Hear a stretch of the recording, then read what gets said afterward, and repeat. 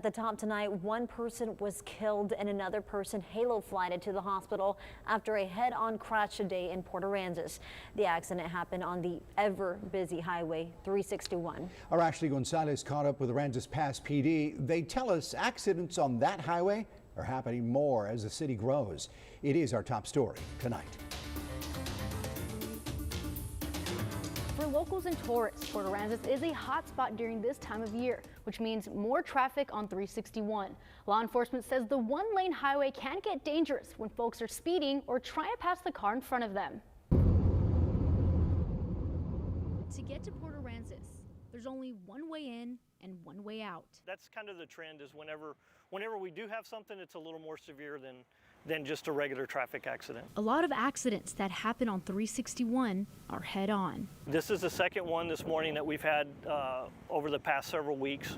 We had a head-on collision a few weeks ago where, like I said, there was one of the occupants was severely injured and was transported to the hospital. The other occupant was okay. And then, of course, the fatality we had this morning. That fatal wreck stopped traffic in both lanes. When it happened, when we woke up is when we heard the ambulance coming in. We weren't sure exactly what was going on. We thought it was a minor traffic infraction. But when we got up and actually looked outside the window, we realized that there was more going on than what we actually saw. The speed limit on 361 is 60 miles per hour with only one passing lane until you get into town in Port A. Lieutenant Stokes says in some cases, drivers are losing patience on the road, which leads to mistakes. The biggest contributing factors to accidents that we do see on 361 is speed usually, or passing in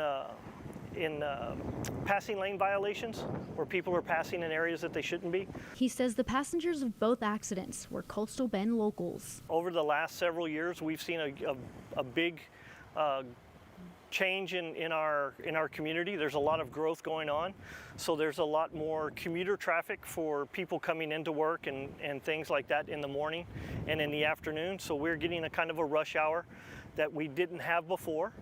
Lieutenant Stokes says 361 had work done in 2015, and as of now, he hasn't heard of any plans to upgrade the highway in the near future. I'm Ashley Gonzalez. Back to you. Thank you, Ashley.